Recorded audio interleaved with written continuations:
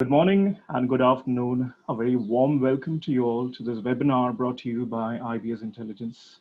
The topic for today's webinar is a bank's roadmap to achieving end-to-end payments automation and APAC markets perspective. Today, what we will be discussing as part of the webinar are some key capabilities that drive a bank's payment modernization strategy. We will also be discussing some pertinent challenges and strategies for banks to consider as part of their roadmap to achieving end-to-end payments automation. We have with us an eminent group of panelists who will be sharing their vast experience and insights on this topic around payments modernization.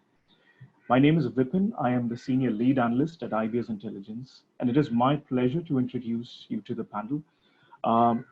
The first panelist is Divyesh Dalal. Divyesh is the Managing Director and Head of Global Transaction Services at DBS Bank India. Divyesh has over 2 decades of extensive experience in banking and financial services, having worked with Citibank and HSBC in various profiles around payments and transaction banking before joining DBS. Our next panelist is Frank Depatre, who is the ISO 20022 Program Director for SWIFT Asia Pacific. Frank, again, has significant experience within the payments industry. He has over 20 years of experience within SWIFT itself. His current role entails him to lead the SWIFT community adoption of ISO 20022 financial messaging standards for correspondent banking. Thank you, Frank. And my third panelist is Mick Fennell. Mick is the Business Line Director for Payments at Temenos. Mick brings to the table, he brings 30 years of experience in banking software with around 20 years focused on payments and the global payments ecosystem. Thank you everyone for being a part of this, and we look forward to an exciting and insightful discussion. Now, before we proceed, a few housekeeping items. The webinar will be for a duration of 1 hour. We will have a Q&A session towards the end of the webinar, but the attendees can post their questions right now till the end of the webinar, and we will be taking all of these questions towards the end. In the event we're not able to answer all the questions, we will be taking these questions offline and responding to you. Now, the webinar is a live event, but it will be available as a recording for anyone who has missed the webinar or for those who want to share it with their colleagues. Great. Now, with the housekeeping items done, without further ado, let's dive right into the webinar. Great. Now, before we start and get into the discussion around the strategies, it's important to set the context. And what I want to take you through typically is the digital payments landscape in the APAC market and why that is so important now. The APAC market is witnessing a significant evolution in its payments ecosystem. These markets are amongst the world's highest adopters of non-cash payments, growing at over 30% per year. Now, for 2019, as you can see in the charts, the point of sale payments methods included cash, digital wallets, and cards. But cards and digital wallets together accounted for around 70% of the payment methods for point of sale. Now, also, e-commerce payments have been taking off significantly, and the APAC markets are expected to be the hub across the globe for e-commerce transactions. Now, e-commerce, again, is seeing a significant adoption of digital wallets. In 2019, it stood at 58% of the total payment methods, and this is expected to grow significantly further. What we can see in terms of the makeup of the market is a lot of the digital wallets, and which is being adopted in the Southeast Asian markets and the broader APAC markets, is driven by fintechs and a lot of big tech companies. Case in point being India and China, which are amongst the largest adopters of digital wallets. And we also are, but this effectively becomes a challenge for banks, and again, a driver, an important reason why banks need to look at a focus on payments and ensure that they remain in the game. And regulators have been doing their bit, and regulators have been pushing the digital payments agenda. Now, a lot of these markets, especially in Southeast Asian markets, which are relatively cash dominant, such as Indonesia, Malaysia, Thailand, and Vietnam, the regulators have been pushing the digital payments agenda and have built a strategy to ensure that digital payments is adopted across the markets. Now, cross-border payments, again, is seeing a significant amount of evolution. A lot of these markets, especially around Southeast Asia, we've seen cross-border payments such as Pay Now in Singapore, Prompt Pay in Thailand, Do It Now in Malaysia, leading the way for cross-border payments. Now, the next point that I wanted to take you through is, with this sort of an ecosystem and the context, one other aspect that banks need to consider is the regulatory timelines.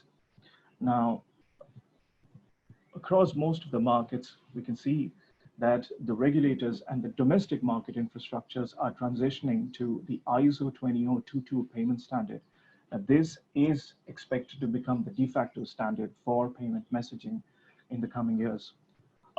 The biggest driver, of course, is the SWIFT transition, and SWIFT announced its decision to enable ISO 20022 payment standards from November 2021, which has now been extended to December 2022. The deadline, the final deadline, which is 2025, when SWIFT will decommission the MT standards for cash and transaction payments and enable completely switch to an ISO 20022, remains the same. So 2025 is the deadline that all banks need to adhere to. But along with that, they also need to look at the domestic market market infrastructure transition to the ISO 20022 standards. As you can see in the charts, you have Thailand, Singapore, Philippines, and Australia already set the roadmap, and they have announced deadlines for each of these transitions. Now, this again becomes an important element for banks to consider. Now, with payments modernization, they are able to leverage the benefits that come with ISO 20022, which we will go in detail when we proceed with the discussion. Now, I want to bring in Mick Fennell and to take us through some of the key capabilities that banks need to consider when it comes to payment modernization strategy. Mick, over to you.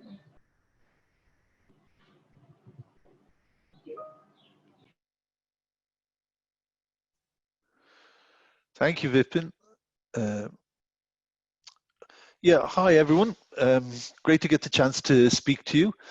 And thank you very much for setting the scene, Vipin.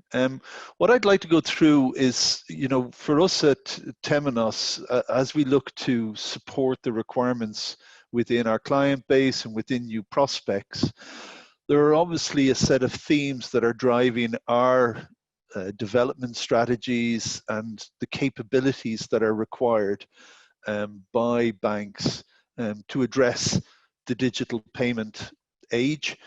And essentially to modernize your payment capabilities.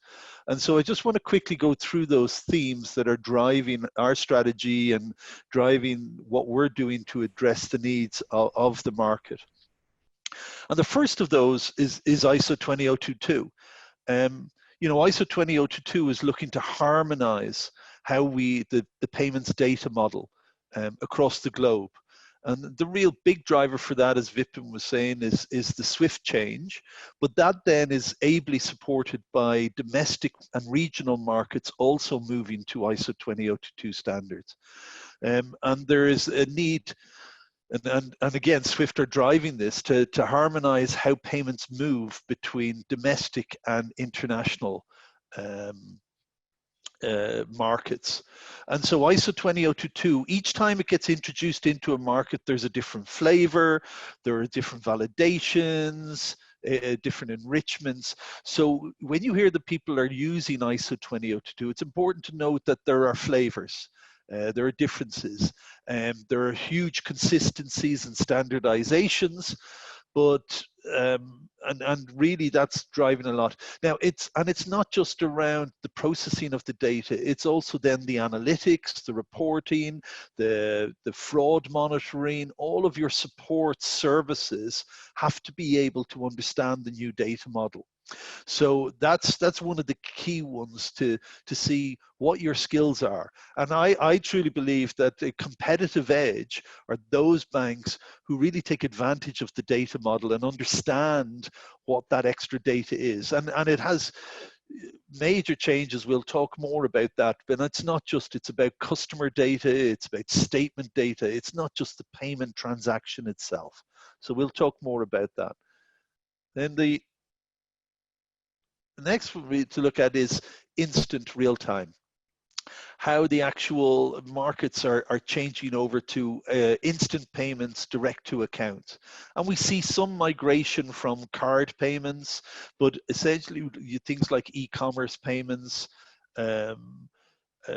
both international and domestic, but mainly in domestic, moving to instant and real-time payment rails. And you see that happening in many of the domestic markets, and sometimes you see more than one instant payment rail appearing. Many times they're following ISO 20022 standards in terms of their data, but all of them have different rules, cover different types of payments. Ultimately, people are heading towards both credit transfers and direct debits or collections, both credit and debit transactions moving to real time. And that has enormous impacts on how your whole ecosystem works. It's not just, again, about your payments processing, but how does your account servicing? Is that going to manage it because it goes 24/7? What about your liquidity management? That also needs to move to 24/7. So again, huge impacts across the entire ecosystem. Next is new services, request to pay, confirmation to pay, open banking APIs, Swift GPI. These are new services that are appearing that are built generally on top of some of the new ISO 20022 or instant rails. And so banks are having to keep up with these new services. Request to pay has been introduced in different forms and different names across different markets. But confirmation of payee is one of the key issues that we all face all the time is fraud. And managing and trying to reduce the fraud that takes place. Confirmation of payee is about ensuring that when payment collections come in, that you're hitting the right beneficiary account and it's coming from the right collection agencies. So these are very important. Open APIs and open banking, again, is driving a lot. We'll talk about FinTechs and how banks work with them. And it's important for banks to have that agility and that openness and that connectivity. Finally, Swift GPI, again, we'll talk a bit more with Frank about that, but that's driving a real change in how you report to your customer, how you as a bank service your customer, how you keep an eye on what's happening to those payment requests, but also a commitment, a service level commitment by you as a bank.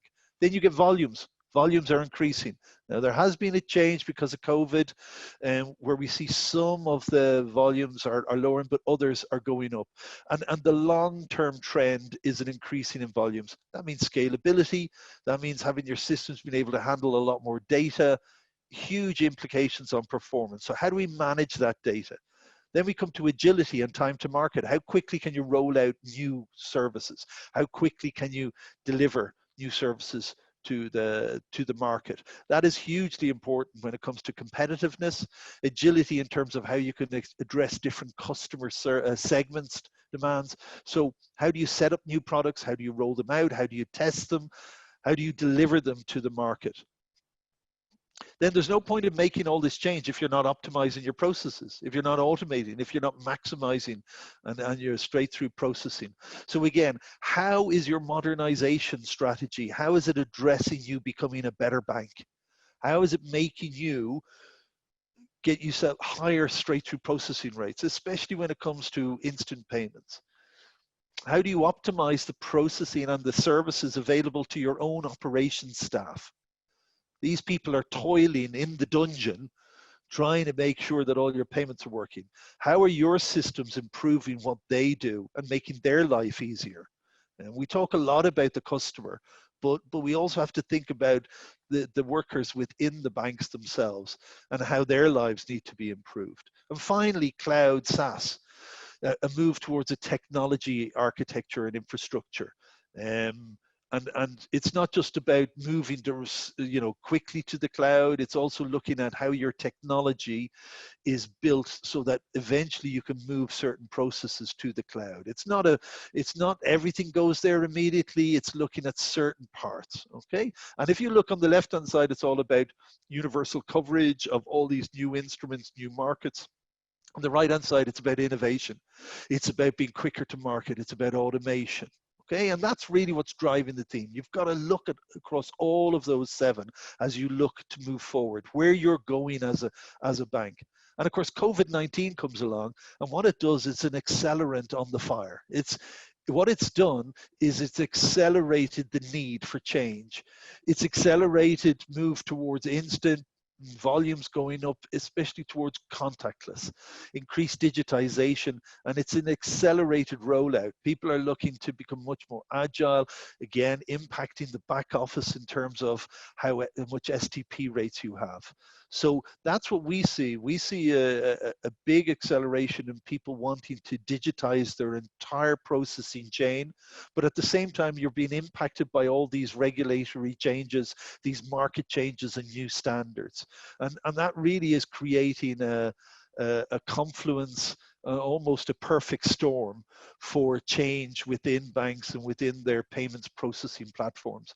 And one of the last things I've got to say is one of the key areas we look at, we have a service that we run called the Temenos Value Benchmark that looks at peer-to-peer comparisons for institutions, looking at how various aspects of your processing match up against peers within the market. And we look at what your various rates are and how you're doing across, lending, retail, all the different processing areas. But in payments, one of the key metrics we look at is your STP rates and how that affects you as a business. And what we've been able to discover is that the higher your STP rates, once you get in over the 90-95 percentile, your actually revenues per customer is 8 times greater. Now, okay, maybe it's not a big surprise to people that if you provide a better service, if you actually ensure quicker completion and more completion of transactions quickly, you are going to generate more revenue out of a customer.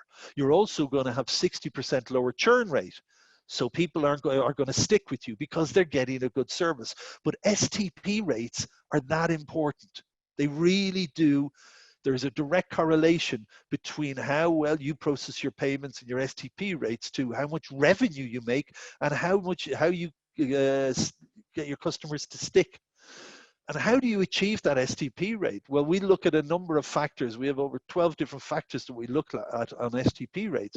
And a lot of it, sometimes it's about centralization. A lot of times it's about automated exception management. When we move into the instant world, we have to make things more and more automated.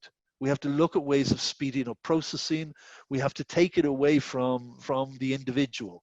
And so all of those things, as you raise your rates, as you address these particular processing points within your processing life cycle and value chain, right from order intake all the way to clearing and settlement, all the way back out to confirming and notifying your customer, then you can raise your STP rates. And as you do that, as you centralize, as you optimize your payment processing and reach the higher STP rates, then obviously your revenues start to really grow. So that's really it. That's what we see driving the change that's taking place, and how you can look at certain aspects of your processing and look to improve your business at the same time. So back to you, Vipin. I hope that gives a little bit of a feel for what are the kind of capabilities that financial institutions need to start looking at, where they're moving their capabilities forward. Great, thanks, Mick. Certainly does, and I think it's in today's market where banks are constrained with, in terms of the operating margins and low interest rates, the motivation to move to an STP is extreme, and the correlation that you highlighted with the revenue is a big driver, an important reason for them to modernize, certainly. Now, it's also interesting the way you highlighted how COVID has impacted the payments ecosystem, and a lot of things on the plate for a banker in that sense. So, on that point, I want to bring in, so we've identified a few strategies that banks, look at, and a few discussion points that keep coming up in their boardroom discussions around payment modernization. We'll be going through some of these pertinent questions. The first one is, of course, around COVID-19 and how that has impacted banks' management of their payment transaction services. I think Divyesh, I want to bring in Divyesh to, because as a banker, Divyesh, I'm sure you would have been experiencing all of these changes that Mick has talked about. And it's certainly interesting to know your experience and how COVID has impacted, DBS. Okay, so good morning and good afternoon to everyone on the webinar, and thanks Vipin, for kind of inviting me for the webinar. So clearly, COVID has impacted most customers, whether it's consumers or corporates. They have been impacted significantly. As in India, one would say what DeMon did to digital. I think COVID has probably just accelerated it significantly, right? So the kind of digital adoption that most corporates and consumers saw at the time of DeMon, COVID has just kind of accelerated it in a very, very large way. And that has probably caught, some of the banks off guard in terms of the extent of digital adoption that customers would have now kind of approached, the institutions to kind of provide services. I think that's the first thing. Second is that it's not only just, payments infrastructure, but it's just the fact that the entire supply chains get impacted because of payments, right? So unless a corporate is on digital and is driving volume through digital, the supply chains also get impacted, and therefore there is a downstream impact on the supply chain to a large extent. From a bank perspective, at least what I can say that we're geared to kind of manage volumes. Given that as an institution we've actually invested way ahead of time, so that was never a challenge. But obviously there are tweaks that institutions on the receiving side have to make, given that the volumes have kind of increased. So I think that's one piece which most institutions have to kind of make. The other piece which is most important, and I think Mick touched upon it very beautifully earlier, is that it's just not processing of payments that is information. It is transmitting of information with respect to payments that's information. And that I think is the one where customers are seeking most, kind of value-added services, right? So it's not just about whether a bank is able to process payments. So you need infrastructure to do that, but it's how you're able to actually transmit the information with respect to payments on a real-time basis to corporates, such that they are able to take that information, derive value out of it, and either dispatch codes or otherwise, right? So I think that in my view has been key. And obviously, banks are continuously working on this scale to see how they can increasingly provide value to customers, because that's where, the needle moves in terms of what is good value and what is not good value, and what is an enabler of, services compared to utility. So payments, I think, has moved from being just a utility to actually an enabler. And that's the tipping point for most, banks and institutions, wherein how do you move in from the utility zone to the enabler zone, because that's where you derive and extract most value.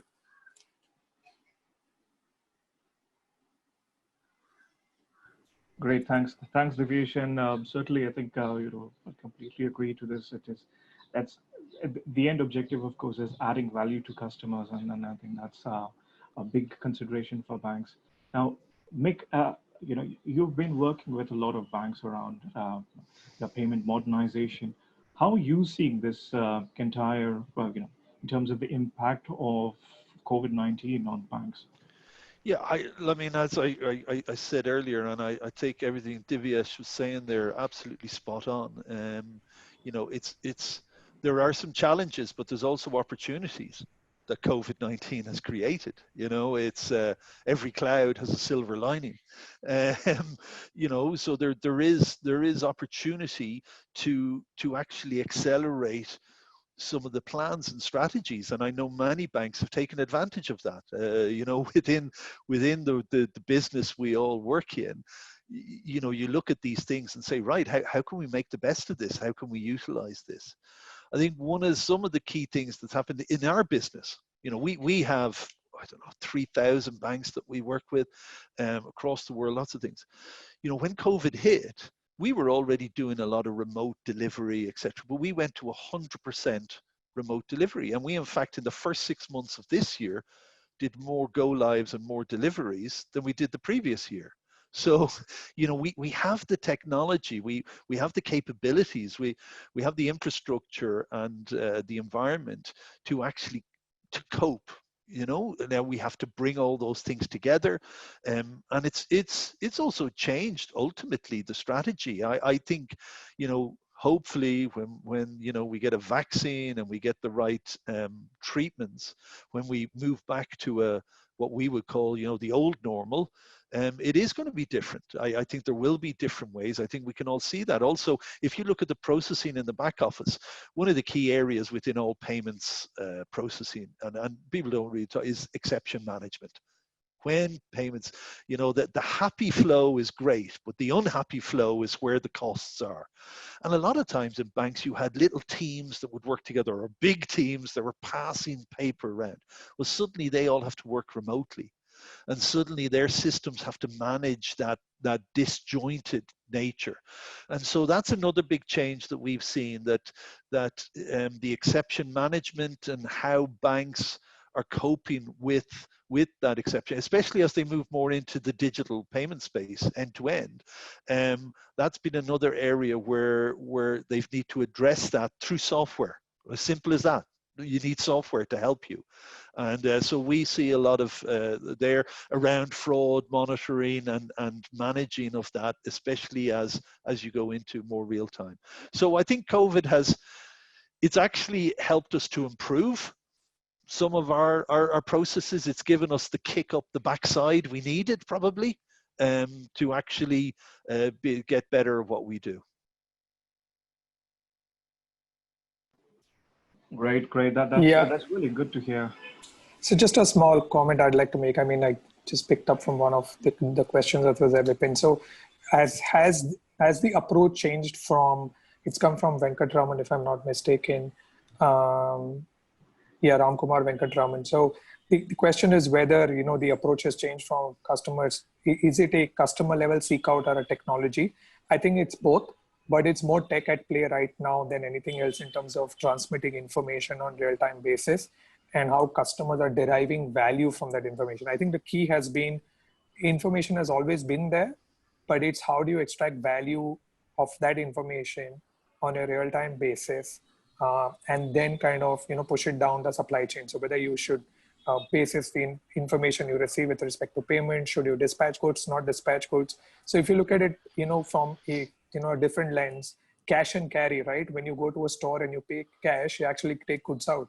But cash and carry in digital world is enabled through APIs, right? So if you can do that, then effectively as soon as you get money, you transmit information with respect to funds received, and actually you can dispatch out, right? Earlier, it could be done in half an hour, you know, 1 hour based on 940s that was sent out based on frequencies. Now it's real time, right? So that's the kind of efficiency that corporates are looking at. And obviously even the buyers on the other side are looking at it in a very big way. So I think that's the difference. And that's where the infrastructure needs to be, you know, tweaked or geared up significantly. And that's where the challenges also kind of come in, which I guess Vipin will touch upon in the next few questions. Sorry, I jumped the gun a little bit. No, that's perfectly fine. Divyesh, thanks. That's certainly a consideration for banks and an important one. I think the broader theme is to be prepared. You know, like the Scouts motto goes, that you need to, you know, what COVID has taught us also is, like Mick also highlighted, that the banks that were ready with the infrastructure were able to continue working remotely and continue with the modernization activities. But so that's a very important lesson for banks to, you know, again, consider. Now, while you know, Mick talked about some of the important aspects around you know, transmitting of information, and I think a very important part over there is the ISO 20022. This is a critical element for any bank's modernization now. And now, of course, the challenge, or what we're seeing in the market, is there are banks that look at this as just a compliance requirement, and then there are the others who actually look at it from a strategic level.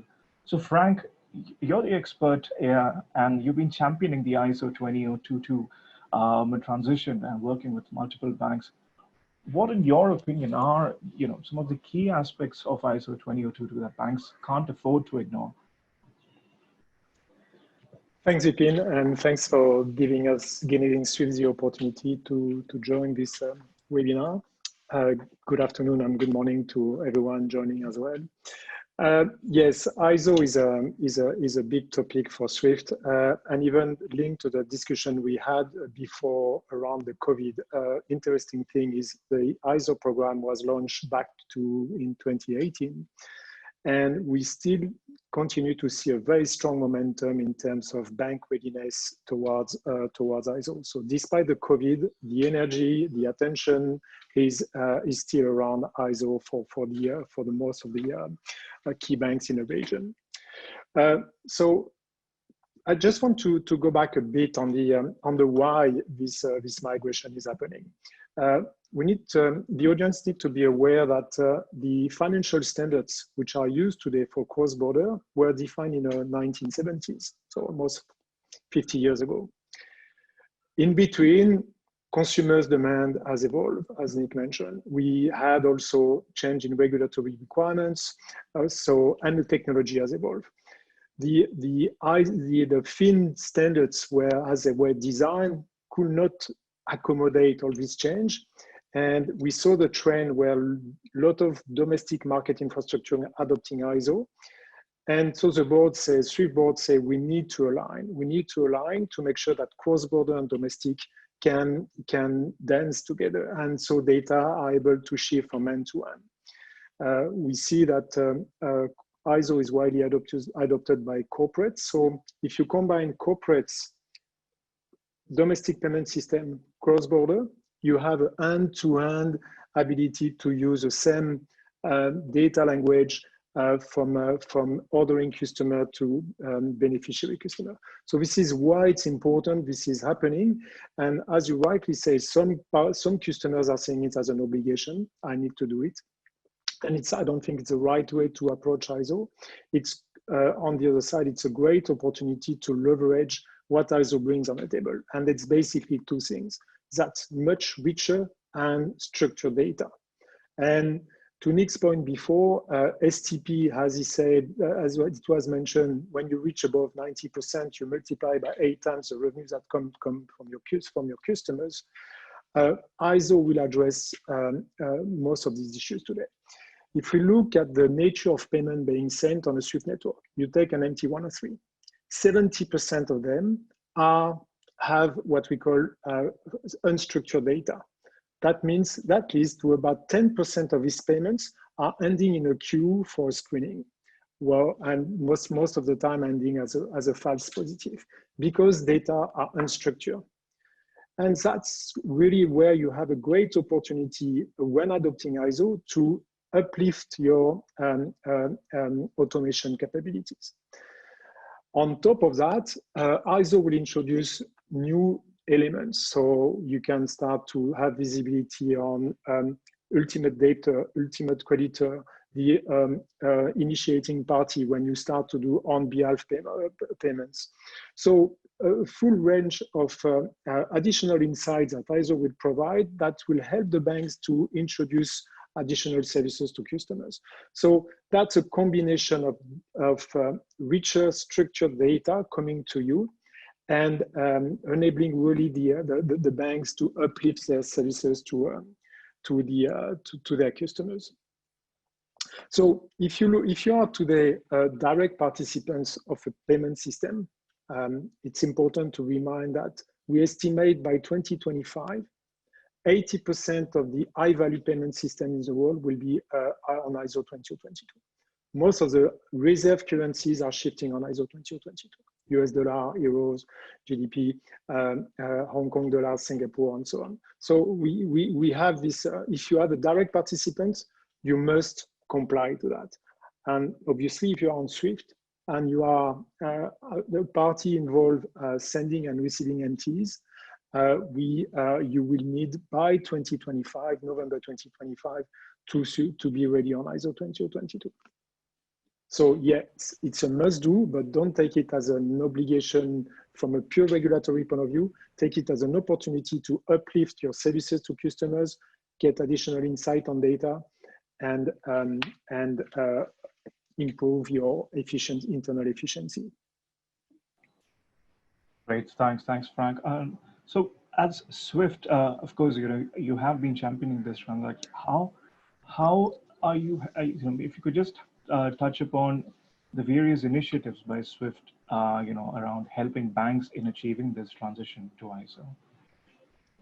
Well, it's as I said before, the ISO program was endorsed by the board back in 2018.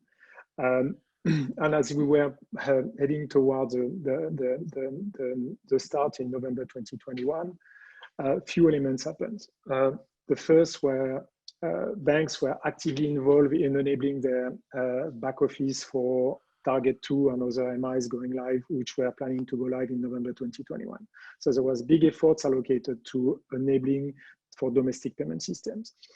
They told us it's going to be a challenge to be ready from November 2021, specifically for what the intermediaries, because if you're a debtor agent or creditor agent, the story is a bit easier. But as an intermediary, there are international guidelines like FATF 16, really pushing for when you receive data, you have to pass the data to the next bank. So all parties identification should be passed, all rich information, remittances information should be passed. So that was a big challenge for the intermediaries in this in payment system. And so a combination of readiness and COVID situation with Swift really had a new strategy endorsed by the board, saying we really shifting from a pure messaging capability, which is something which we're doing for 40 years, which was working well. But in the messaging processing, each bank is doing the same again and again and again. So here, the shift is we really moving from messaging service to transaction approach. And the board endorsed an uplift of our core capabilities with the development of what we call a transaction management platform, which will really look at transaction holistically. So from initiation to delivery to the end customer, we will have a transaction, all information linked together, and that will help to address what we call the weakest link. So if you have an intermediary in the chain not being able to pass rich data to the next bank, Swift will be able, with a transaction management platform, to provide this information to the next bank in the chain with what we call, we will keep centrally a golden copy. So that's a significant shift, and this transaction management platform will be made available from November 2022, and this is why we're aligning now the start of the ISO migration from shifting from November 2021 to November 2022, giving 3 years of coexistence. So the end of the journey remains the same, November 2025. So that's a big change we bring to the community, really to enable that coexistence period. The transaction management platform will introduce what we call backward compatibility. So if I'm a customer sending an MT, I don't need to think about whether my next counterparty is MX or so on. The platform will handle this coexistence for the 3 years.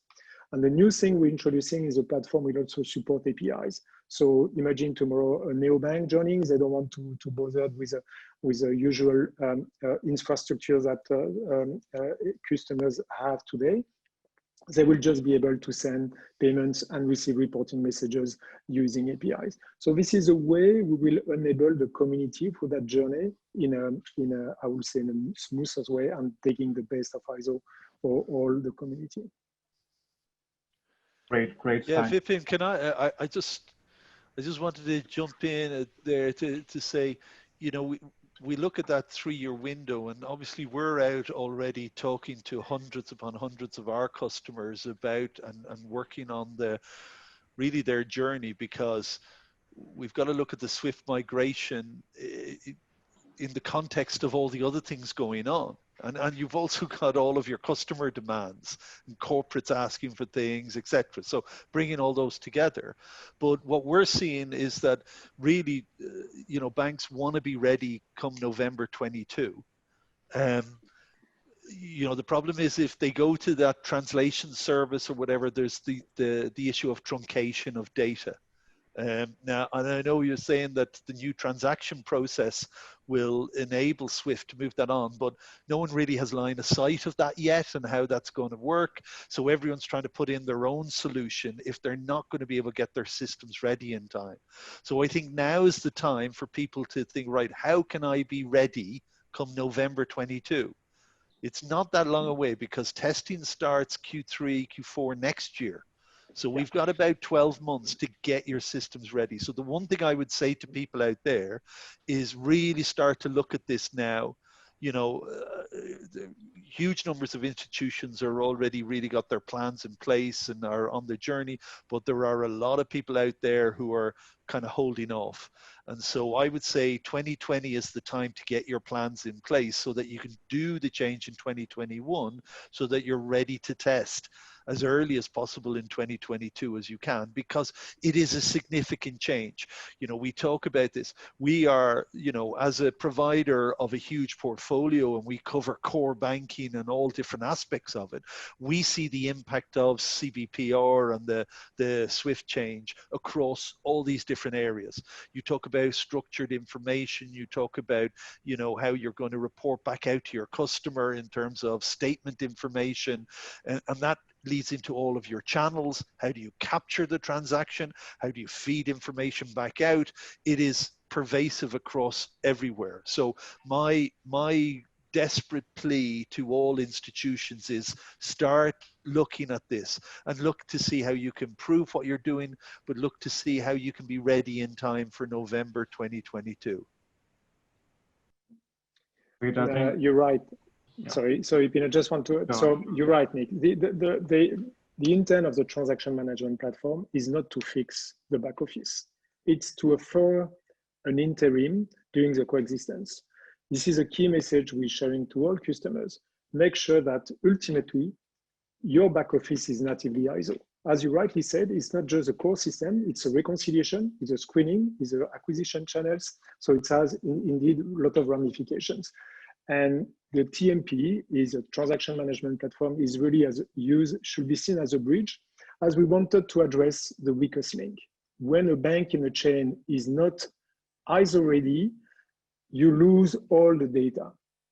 So that's what we wanted to address, and this is where we will be able to fix that limitation during the coexistence.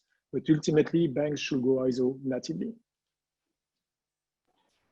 Great. Thanks, Frank. I think certainly there are enablers like the TMP and of course, you know, that are helping banks in this transition. But I think what's glaring is the underlying infrastructure, and again, a lot of challenges that banks are facing in achieving this. And certainly they, like Nick highlighted, that the timelines are tight, you know, so banks can't afford to relax. So now I just want to bring in Divyesh as you know, now, what are some of the challenges and roadblocks that you're seeing, you know, for banks when it comes to achieving the payments process automation? And with all of these things in context, right, which is the ISO transition, the deadlines for the domestic market infrastructure. So again, I wanted to hear your opinion on that. Okay, so I think you know, first and foremost, from a from a bank perspective, I think challenges are, you know, one is you need to have a larger view in terms of what are you trying to achieve from a customer lens, right? Rather than just like replacing legacy infrastructure or platforms, right? So I would start off, you know, from the customer side and look at what is it that the customer going forward would need as, you know, service from a bank, which is beyond the utility, right? So I think that's the first thing I would touch upon. Second is, what are the regulatory headwinds that are coming in, right? So there are certain markets in Asia which moved far more quickly, like India has moved very quickly on even real-time payments, multiple channels, information being, you know, available on demand, and even interoperability, right? So it's amongst the first markets. So where is it that regulators are likely to kind of move?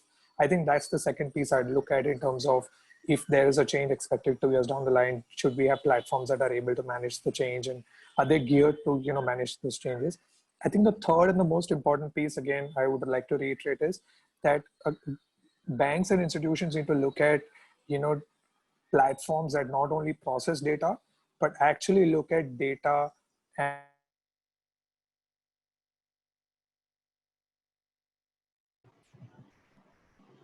I think there might be a bit Actually, of you an need audio issue. ML. For Yeah. yeah. Am I audible? Yes, you are. Yeah. Yeah, so I'm saying we need to look at, I mean, institutions need to look at AI and ML tools embedded in their platforms when they kind of build out. And that Mick actually raised it very beautifully earlier, that unless and until you're able to use or leverage that data, it's not going to add much value to customers. So again, while building out, I think one of the key challenges, therefore, to have AI ML tools at the back end in your base platform to use data and provide value to customers. And last but not the least is actually talent, right? Do you have the right talent in place to actually look at and foresee, right, these kind of changes that may come in, and how are those platforms need to be kind of built out basis these regulatory, customer, as well as tech related headwinds. So I look at those three pillars: regulatory, customer, and tech related changes that are on the horizon, and how do you kind of look at that when you build out platforms. So these are some of the key challenges which one needs to look at when either overhauling legacy platforms or having a middleware sitting in. Great. Thanks, Divyesh. Mick, now as a solution provider, around these challenges that Divyesh has highlighted, are there any, examples that you want to highlight of how a bank could overcome some of these challenges? Well, we look, and when we talk about next generation processing, and again, because we're talking about modernization, we're talking about ISO 2002 driving big change. We're talking about, contactless payments because they're driven by COVID and other market changes. It is, people should be thinking, right, I'm putting this in, but how long is this thing supposed to last? You're talking about 5-10 years if you're putting in an infrastructure to manage your payments. So you really have to think big. You have to think about, big themes like agility. How quickly are we going to be able to change things? Are we going to be able to cope with changes? Because none of us know what's going to be asked of us in 2 years' time. Swift are introducing a transaction management platform. That's going to offer more services. That's moving more towards the, dare I say, the blockchain world of more, interaction and the visibility of the entire transaction processing chain. So again, I come back to what Divyesh was saying, we look at fraud control management. How are you, because as the payments, that's one of the key roadblocks that we all know, how you actually apply your sanctions monitoring as well as your fraud monitoring. How are you doing that automatically? How are you keeping up with the latest regulations? So that's one of the key areas that's a roadblock. You look at technology, in terms of, now we talk about microservices and containerization and having that agility to be able to apply processing performance and being able to switch on and switch off the kind of usage of your technology platform. That's another roadblock. We talk a lot about payment repair, and we have a component that some of the largest banks use to increase their STP rate. It helps to create business rules to repair payments. So your HSBCs, your Citibanks, your Barclays, they all use it. We're looking at ISO 20022, and we're going from a data model that had 8 to 10 fields where you might have you need to repair, to over 100 data elements and fields, right? So ISO 20022, there are some challenges. It's not all, so I don't want to rain on everyone's parade, especially Frank's, but ISO 20022 creates a challenge because it's a much bigger data set. It's a much bigger data set because we need that information flowing. But you've got to then make sure, so there is still going to be people putting rubbish data in those fields. Even though it might be much more structured, people are still going to put in the wrong name. I just see my name's written on the screen there, and it's written incorrectly. I've got my name has 2 L's, not 1 L. So, that's still going to happen as we move forward. And we need to have software that helps us to address those things automatically. So we need to think smart. We need to keep on improving what we do. But I also then come down to the challenge of people. We talk all about software, we talk all about that, but skills, knowledge, people are still the most important piece in the engine, right? And it just goes without saying that we've got to keep training our people and educating them and making them better at what they do, so they understand how to improve the customer's journey and service. Yeah. So I'll get off my high horse now, my preaching, sorry. It's certainly useful. Yeah, I think I do agree. It's not just the technology, it's the people and the broader organization that comes into play. Now, all of these modernization, activities are really targeted towards, I think one objective, of course, revenue is, a factor, but really that's achieved through enhancing your customer experience. Now, my question to, I think Frank, in terms of customer experience, what are some of the gaps in customer experience that you're seeing, in the payment services offered by banks? And this is, again, I want to, since ISO 20022 looks at data, and largely that is around, building the sort of insights, customer insights that a bank, using that data. So I just wanted to, understand from you as to, what are banks missing right now, and what can they achieve? Well, I guess some of the challenge will be addressed with richer data for sure. Even as it has been said, people's skills, competency will remain critical. Software cannot fix everything, but quality of data will address a lot of the challenges. If you look today, just a simple example, when you use the FIN standards, if you send a statement to a corporate, you are limited to 4 times 35 characters. I'm a corporate. I receive many payments. I need to do reconciliation in my ERP. This is not something I can do with current world. I need to find alternative ways to retrieve the link between the statement I received on the banks and all the invoices associated and so on.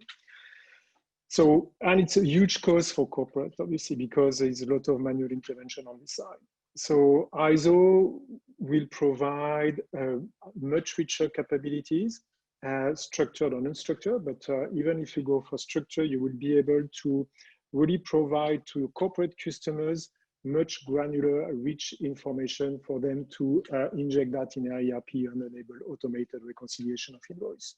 So that's one of the space which comes quite naturally with the quality of data, unstructured data. Obviously, on the consumer side, it's harder to assess, but the fact that you will have much more visibility on the purpose of payments, so like a purpose payment code will be part of the ISO messages. It will help the banks to have additional insight on the nature of payments being originated by their customers and potentially and then the nature of services they're providing to them. So that's area where we do see clearly an opportunity for a better customer experience. As I said before, in the fin world, as we have so much unstructured, unformatted data being sent out, many payments are ending in a queue because of being qualified as false positive. So you're providing a poor customer experience because a payment is in a queue because poor data were injected, and so somewhere it stopped because the screening engine is doing the job. It say, how can I proceed or not with that type of information? So with structured data, we think that information will fly in a much more STP way, and so enabling ultimately the funds to reach a beneficiary bank in a faster way. So that's areas where we see opportunities to improve customer experience clearly. Great. Thanks, Frank. Now, Mick, with regards to the customer experience that banks need to work towards, a sort of a benchmark has been set by fintechs, and big tech companies in terms of how they are able to manage the data and process it, and of course, provide an enhanced or rather hyper-personalized customer experience. Now, as a technology solution, and you've been working with banks, how can a bank match up to that sort of, the experience provided to customers?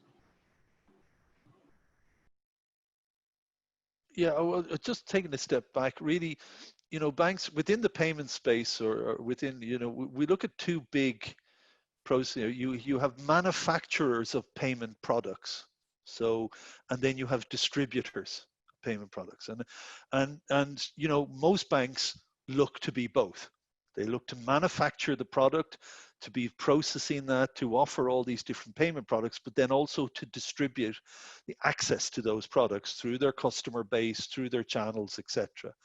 And you know, obviously, where we've seen the big impact of fintechs and new players in the market is in the distribution space. So they are looking to own the customer relationship, and actually, in some ways, they've brought more and more business to the banks. And so the first thing the banks need to do, any bank, and I think this is not teaching, you know, the saying in English is teaching your grandmother to suck eggs, which is a very strange saying. I never saw my grandmother suck an egg, but anyway, I'm sure she knew how to. But that whole thing that banks, you know, to onboard those fintechs, to be that manufacturer for them. So, I mean, one of the key things that banks have to do to improve the customer experience is to be as open as possible to fintechs, to be that cooperation, so that when a fintech starts up, they go, I'm going to go to DBS. You know, they're the guys who are offering me the services I need, the kind of manufacturing services, access to all these payment rails, because I want to manage that customer end. And then I think all of us, you know, we as an organization, we have a marketplace where we onboard fintechs and enable them and certify them within our ecosystem. But I think all banks have become that. They've become shops, innovation shops. So I think one of the ways that banks can do that is to be that partner for technology companies on the distribution side of things. But secondly, to compete head on with them. Yeah, I think what COVID has also done is it's made it even more visible at the board level in banks that they need to be as good as any fintech in terms of how the service, the customer experience they offer. So that they can maintain that customer relationship. So I think it's, you know, it's a difficult thing for banks to do. You've got to ride both horses. You've got to be seen to be that partner for the fintechs, and that you're the guys to go with, but also you've got to do your own thing. So, you know, as a vendor, we're there to help. We've invested enormously in our whole channel front end components and how we help the bank to digitize. And that's the other thing, is the digital experience is not just about that front end. If your back end system can't do the processing, no matter how cool and sexy your front end is, ultimately the customer experience, if it's not managing Swift GPI data, if you're not passing that back on out to the customer, if you're not keeping them informed, if you're not fully tied up all the way front to back, then you're not delivering the right experience. So that's what I would say. It's ultimately about having that holistic view of the digital payment transaction front to back, but it's also being, as a bank, being both a distributor out in the customer space, cooperating with fintechs, and a manufacturer. Yeah. Great. Thanks, Mick. Certainly, you know, that's the broad strategy is extremely important. Now, I'm cognizant of the time. We are about to come to the, you know, the slotted 1 hour. Now, we have another question on the next question, and I just want to, you know, basically ask each one of you in terms of what are the common failure points in a bank's payment infrastructure modernizing strategy? If you had to talk about just, you know, just top 3 points and, you know, just rapid fire really. Mick, do you want to start with it? Oh, I was on unmute. I would say, right. First is architecture. I'm going to come with that. Architecture, your actual processing architecture, and looking at agility, openness, yeah, and performance. You know, those that ultimately you have to have that platform before you can actually achieve these things. And the other thing I would say is that it's not about how do you consume an elephant, one bite at a time. So it's not about big bang, it's about looking how you evolve into that. There are certain, and sometimes it'll be big steps, but sometimes it'll be smaller steps. Right. So architecture, and then also having a vision and a journey to get there. Great. Right. That's a big thing. Perfect. Thanks, Mick. Divyesh, your take on the common failure points in the banks? So I would still, go with my, favorite one, that if the lens is more to provide a utility and then an enabling service, I think that, kind of breaks it down more into you building for an infrastructure which is more a utility than an enabler. So I think unless you fix that, I think you're still, building to be a laggard than a front runner in the payment space. Great. Thanks, Divyesh. Frank, your take on the top three? Common mistake is when you introduce a change, you see a tendency to replicate, to do a kind of like for like. And this is typically the type of discussion we're having in the standard with the MIs now. I'd say, oh, we're going to start with taking Fin and we convert that in MX, in ISO. And it doesn't serve any purpose because you're kind of imposing two migration to the community. Make sure that from a technology, you are able to consume XML messages, and then you will need to uplift the back office capability to consume additional data.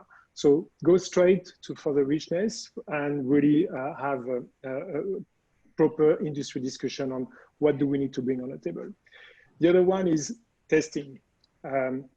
We tend to give a big focus on happy path, but where it's really complicated is when you turn to the early part of the testing, the exceptions, investigation, return, rejects, all of that needs to be intensively tested because this is where you spend time, and if you underestimate that effort, you miss the point.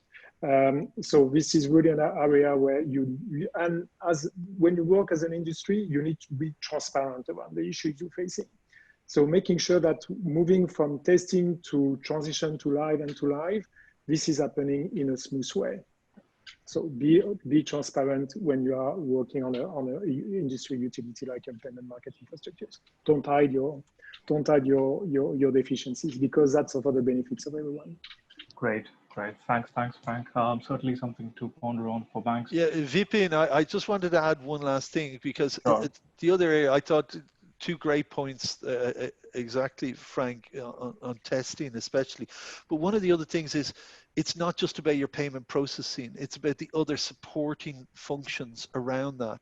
That one of the points of failure is that you put in this great new payment processing engine or structure or platform, and then suddenly you find out your account servicing can't keep up, your liquidity management can't keep up, your reconciliation, your fraud monitoring. So it really does, you really need to think holistically, and you need to think that you're raising your game and everything has to float to the top. Yeah, so that's the other point of failure is that what about the rest of your platforms? Unfortunately, it's like domino effect, because you knock down one and you'll suddenly, yeah. So that's the other area where we see a lot of problems, that the existing other systems, they're not fit for purpose. And so really it's yeah. I think that's very interesting, Mick. I think also, now we reached the end of the webinar, but to your point, I just want to extend that to the Q&A because we've got a lot of questions. Unfortunately, because of the time, we're not able to take a lot of these questions. But the one which is pertinent to what you just talked about is a question on the issue with large banks is the legacy infrastructure. And what is the suggestion for such banks? Throw away the legacy infrastructure or build an API-enabled microservices to interface with legacy infra to address the change in payments environment? Well, it's right.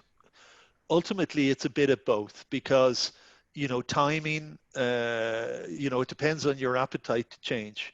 But it's all very well building that API infrastructure around it and building that layer. But ultimately, what we're talking about here is the core processes are changing. The data model The payments data model is changing. The actual time performance channel is changing because of instant. So unfortunately, yes, you can certainly mitigate the journey by doing that API layer and message transformation and some processing around it. But ultimately, you do have to do heart and lung surgery. It's as simple as that. You cannot, you just cannot just keep putting lipstick on that animal. I won't say it, but there are ways to mitigate it. And as I said, you've got to plan out a journey and not try and eat the elephant all in one bite. But really, we're talking about modernizing your payment capabilities. That's what Swift are doing. They're taking this chance to modernize the actual Swift engine at the core of the network.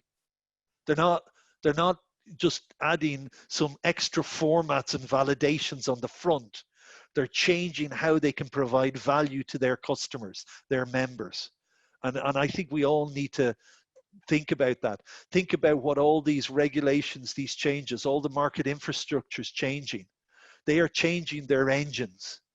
And we as banks, we have to look at doing the same thing or be left behind. Just, Divyesh, you're there every day competing against other banks. If you don't push forward as much as you can, you lose the game. No, I agree. I mean, I couldn't agree more with what Mick said, and I'll just go back to the fact that I mean, he's put it most appropriately. I mean, you can't kind of push the can down the road anymore.